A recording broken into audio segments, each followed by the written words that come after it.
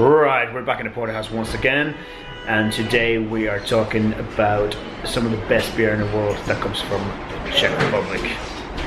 Ain't that right? I'll show you.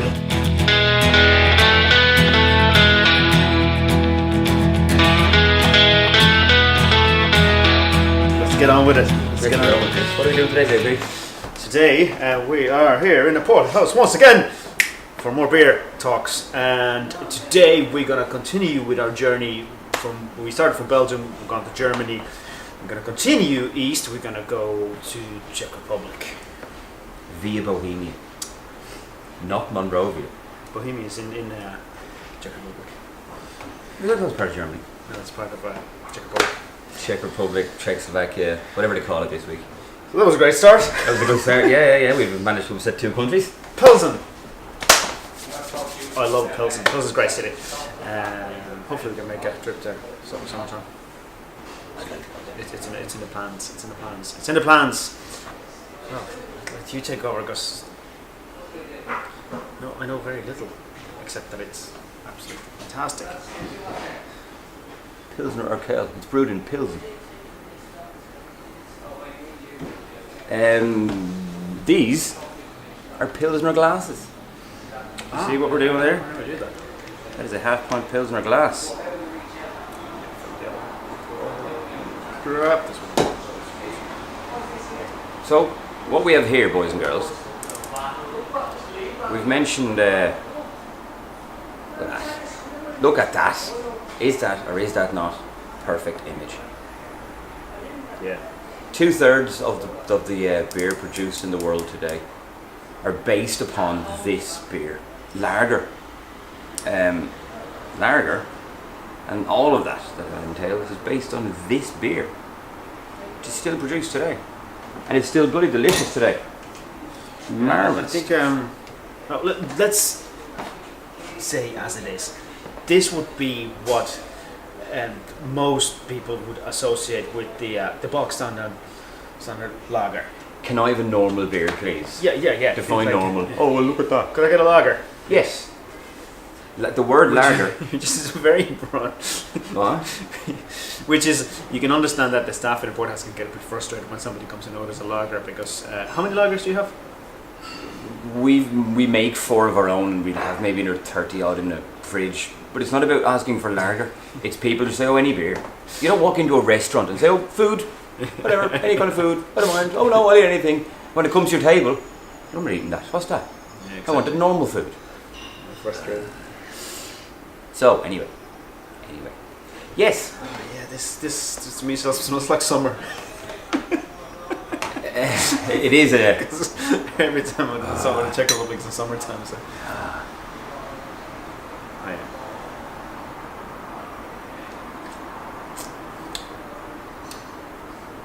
It is what it is. That's beautiful. It is. It's just. I think where the mass production has gone wrong is that there's actually a genuine aftertaste on this one, and it seems like they in the mass production McDonald's of the beers, they're trying to get rid of that. This has like tons of flavour. That's the point. It does. If your food didn't have that kind of flavour, you wouldn't eat it. You just wouldn't. No, I don't want something that tastes like food. The word lager comes from the German verb to store. Because what they used to do was this. The story behind this particular brand and this particular beer is in the town of Pilsen. Gordon Bennett was making beer there since the 1200s, like everywhere really in these, and in the centre of Europe. 1840 odd, give or take. Beer was just top fermented, mucky, inconsistent. There was no kind of quality involved. And the people in the middle of Europe, these people still today drink a lot of beer. It's culturally important. God, they do, yeah. And the beer was muck, so they'd be produced in enormous barrels. So in the town square, as a protest against this inferior product, poured it all out, made a mess. So the town fathers, the burghers of the town, the actual citizens of the city, they built a brewery in the city centre, and they brought in a Bavarian brewer. That's right. I've heard about this. Yeah. Joseph Grohl. I don't think he's related to Dave Grohl, but I could be corrected. You know, so the Bavarians used to make cold fermented beer. You know, and they would store them in barrels. What's called fermented? Cold fermented. We discussed this a couple of weeks ago. Top fermented is all your ale and whatnot. Yeah. Cold fermented, there's no heat added to it. Okay, so it's got So it's what we were talking about before. It was the almost like the difference between ale and. That is the lager. difference. Yeah, perfect. So the Bavarians. I'm learning. See, that's what it's all about. The Bavarians used to use this technique where they would use a different kind of yeast. They didn't really understand the concept at the time, and they would store the beers in caves in the city or underneath the city. Oh, the full story to tell you about that one. Go on. So they just leave it set there, and it would be really cold in these caves, anywhere between 4 and 9 degrees, which is the same temperature that we keep beer at today, between 4 and 8. So they would keep the beer. Pardon me. They would keep the beer down in these caves under the cellar, and it would just mellow out. The flavours would mellow, and it would become clear. And then it would be packed in ice, shipped off down the river a couple of miles to these places where they'd end up making it themselves. And your man, because of the water in Pilsen, is such a lovely soft water, and all the grain that grows around in that area wouldn't have a lot of protein in it. Yeah. So when you make the beer, whether you may use the barley to make the beer, you get this very light coloured beer, which was an absolute revelation at the time, because it was, you can see right through it. You can see right through it. It's not a mucky, murky, can't really tell what it is. And they're still making it in the same place today. Wait until you hear this. I've been in those cellars. I've been in those cellars, and here's another interesting story about it. What they do, the cellars, the way they build it, they're like a big, massive, like a square. I'm talking about like probably about twice the size of the whole Temple Bar area underground, and there's the holes in all the corners of it, and it goes in a slope in the middle. What they did was they went to the river on a winter time, and they got ice from the river, and they brought it down in there into the cellars, and it's kept for the whole summer. And there was enough there that not only did they keep the beer cold, they also provided all the restaurants in town ice all throughout the summer. These people at the Pilsner Urquell brewery. At the brewery, yeah. Which is it's actually pretty much in the town. It's like even you could imagine the town probably wouldn't have been as big, as spread out as it is now. It still wouldn't walk a distance from the city centre. It's pretty centrally located in the place, and there's a nice tour of the actual cellars. But not only that, they have their special brew, which they still do in the cellar, which was done exactly the same method. you can still get casks of this beer, unfiltered, unpasteurized. Yeah, no, you can't. You even get it in most bars in Pilsen. But there's one particular one that they do just in the cellar, which is done exactly the way it used to be done, and you only get it during the tour of the cellars. I want to have a look at that. Yeah. That's gorgeous. That's, if you look at that's what I kind of more and more got fascinated. The more we got looking at this, I kind of see the link between the kind of the society and the beer, where it comes from. This really is, to me, this is like a real hard-working man's beer. Working in the middle of Europe, especially like all the farmers in the fields, field labourers, like they needed something that can really quench the thirst. You can get with a huge amount of it drunk, but if you are doing really hard labour, I don't think you'd be too intoxicated by drinking like a couple of. You'd be amazed how much. I've worked in many kitchens, well not in kitchens, but in places that have a kitchen. In the olden days, you'd have sweat beer, where the chefs would have beer in the kitchen to drink, just to sweat out, really. Yeah. There's a lot to be said for tracking society through its beer. Yeah, that's kind of what the more and more we're thinking about this walk, the more and more I'm kind of thinking that to try to show that as much as possible, that link, because I think it's really fascinating how much, like, I think we can, I know this gets very philosophical, but I think we can understand our history and the society much better by looking into some product like the as beer, specific as beer, which has been there for such a long time and has played such a big part of in the actual the social aspect of the society. You know? The cultural relevance is huge. You look at it in this country, in this city, and the cultural reference. Obviously, you look at the impact that Guinness has had in Ireland, and you can say the same with many of the major breweries, Pilsner Urquell being one of them. Yeah, and the total effect of the beer generally in the Czech Republic and that part of the world, it's very obvious. Like it's still part of daily life. The Oktoberfest in Germany, when it was 8 million people turn up just to, hang out with Germans and drink these enormous glasses of beer. And get abused by the big, large German ladies who bring the beers. That's part of the show. Some people wouldn't call that abuse, JP. No. I know many would pay good money for that. I've been in the Hofbrauhaus, and there was a large elderly lady who went out and giving out to everybody, and you could see them when she went on the corner. She smiled and winked at you. What do you want? And you walk away and wink. Then 6 pints of steins will arrive. They're enormous. They're massive. Oh yeah. A mass is a litre of beer. They're like Yeah, they've got arms like Gordon Bennett. Like that. Bloody, you could pull a calf out of a ditch with an arm like that, couldn't you? Again, yes, we're in about the time when this beer was being made. 1840, 1850, 1860. Europe itself was going through the Age of Enlightenment, whatnot.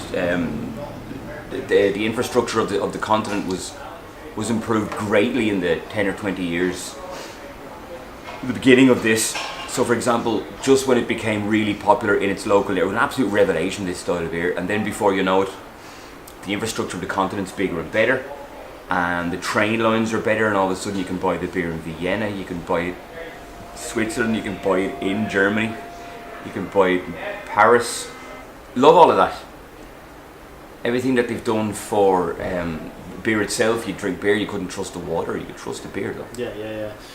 We talked before about the travelling and transporting of the beer, and like this is wonderful as it is, but believe you me, you have not tried it until you tried it in a bar in Czech Republic, like coming out of the tap. It's just. Well, it wouldn't have been stored in a bottle for weeks. It's just. I remember the first time I was playing old enough to drink in the Czech Republic, and we arrived and there was the campsite bar at Budvar. And it was Budjaviki, the original. It was just. I don't think I ever forget that moment. It was just like, so this is what beer is supposed to taste like. Wow, yes. Yeah. It's a real revelation. I can almost trace back my love of beer back through various points in time. Be it the first time I tried the Amber Ella, 8 degrees, or the first Belgian Lambic I tried, going back to drinking pints of oyster stout in here many years ago. Yeah. This place was definitely a revelation for me. I've had many quality hangovers. Many quality hangovers. Which nobody got hurt. Exactly. One of the things with this beer is, we touched on it, I think we must have touched on it previously, about hops. Many of the beers will have 3 to 4 to 5 hops. This particular beer has just the one hop in it. It's just the Saaz hop, which is local from that area. When it comes from, because we know you can have the same hop from 2 different areas, but different soil chemistry will give it a very different hop. So the Saaz that grows in sort of the middle of Europe, in that part of the world, will have the compound that gives the flavour in hops is called the alpha acids, and the Saaz hop that grows in Pilsen, Bavaria, Bohemia, and that particular hop is very low alpha acids, and it's used mainly just for its antibacterial agents, and a little bit goes in at the end just for a bit of flavour. But that's what you're getting in that. If you grow this hop in the United States, it's a much more bitter. It's a much bigger hop, and it isn't really used as much. So again, the water source and the hop produce that beer the way it is. And even you look at the colour of it from there, it's a lovely, rich, golden colour. As opposed to many lagers, many of your mass-produced lagers, it's far paler. You know? Yeah. I would rarely drink lagers. I would rarely, if ever, go for one of these beers. But sometimes, if you've had a long, hard day, you know, you're working behind the bar, you're covering 7 or 8 kilometres a shift, you're sweaty and you're covered in sticky beer and you just want to strangle somebody. Sometimes just grab a bottle of that, just lob it in a glass and And I mean, that's what I mean. Like something like Pilsner Urquell is as good as it gets. Like, that type of beer. Like, it's hard to beat it. So far, we've touched on. This is number 4. We've done 4 styles of beer. Yeah. Each one of the different styles would be as good as they get, frankly. Yeah, that's true. That'd be the best of all the pilsners. This one, Budvar's gorgeous as well. Star Prem again, quality. That's Budvar's super stuff. Yeah, we've an experience with the Star Permanent. We're not a crazy mad about it with the Slither Camp because we just went on troubles like trying different bars there, and it was always the one we kind of were maybe a little bit disappointed with it. Whereas there's another beer called Star Brno, which is from the Moravian side. That's good. From where? Moravian side, like that's the other side of the Czech Republic. As opposed to Monroe. Yeah, Moravia. And that is just another fantastic beer, you know. Again, you can visit the brewery. If anyone again wants to sponsor any of these trips abroad, purely for research, for research purposes, quality control, we can, and for you guys to enjoy the vicariously. Exactly. I think this is a kind of good example of it, like that. Or a good example, good point where we are in this whole discovery thing that we managed to actually put what everybody would call a lager on the menu, which is not. It's a Pilsner. But that Pilsner lager, you know, I mean, some people say today a Pilsner is a lager with all the alcohol, all the sugars turned alcohol. I mean, it's called a Pilsner because that's where it's from, and lager is just again the German phrase for to store it. I mean, obviously, with the modern craft brewing explosion, it's. Well, now you can have dark lagers, rye lagers. Yeah, but I mean, even at that, I think the lagers would be considered as the less exciting ones of the beer world. But like, if you can actually take the time and kind of actually taste that rather than pour it down as a, which isn't always easy, frankly. There is a lot of complexity in this one. Like there is that the aftertaste is. It's all there. It's got all the sort of grassy notes. There's a hint of a resiny aftertaste from that. Again, the water is lovely. The malt doesn't really come through. It gives it a bit of body, but not too much. Not too right. The hop is very basic. It's a very, very basic, but it's a perfect example of. The most basic style. If you brew at home, you'll probably find lagers will be something you wouldn't bother with, frankly, because there's so many other. You know, it's all about hops. That's what most beer drinkers want, are the hops. But there's a lot to be said for seeking out single hop beers. 8 Degrees again make a few. The Amarillo, the Amarella's in there. If you can find a single hop beer, you can find in your own self the flavour of that particular hop. You'd be amazed, and once you realise, oh well, actually yes, I do like that beer, but not just because it's a lager or it is a normal beer, because I like that particular hop. And if you saw that hop in a different beer, you think, well, actually, you give it a go, and again, you increase, you're educating your palate by drinking beer. You know? I mean, this one is like it's just a good example of. We just take it as you said, but I mean, this is again same as the monks in Belgium. Like this is generations of perfecting it. You know what I mean? And perfecting it with what you had right around you. It wasn't like you weren't going to be imported, fancy hops or you couldn't Google how to make my beer better. Exactly, So you did what it was appreciating the nature around you, the supplies that you had like right there in the environment we're growing, and the result is just astonishing beer. To be honest with you, like a beer, particularly this one, is a beer that a lot of companies for generations have been trying to replicate Yes. the flavors of it. Look. Traditionally, read up on the lawsuit between Budweiser and Budvar. Gets me angry straight away when somebody mentions that. Yeah, again, that's the same kind of nonsense. Budjeviki have since won that court case, but it has taken them a long time. A lot of money and a lot of money, a lot of wasted resources that could be used much better. Making beer, for example. Oh God! There we go. It does drink rather quickly, and I want another one. Yeah, that's the difference between this and some of the Belgium stuff. Like you really take your time enjoying. This is just like right, get in there. It's very Moorish.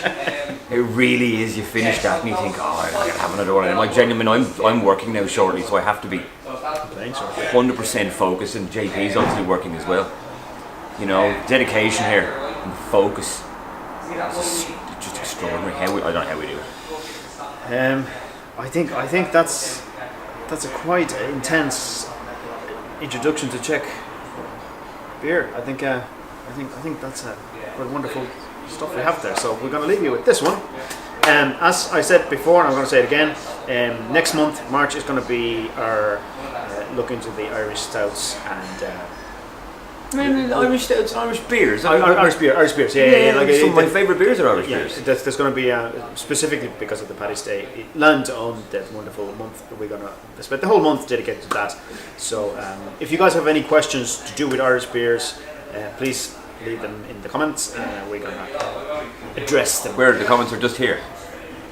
Just down there. Just gonna go out there and then look down and there, right there. And also, beside it, there's the subscribe button. I don't know what that means. I can edit this bit out, but I must look at my notes for a second. I had 2 eggs for my breakfast.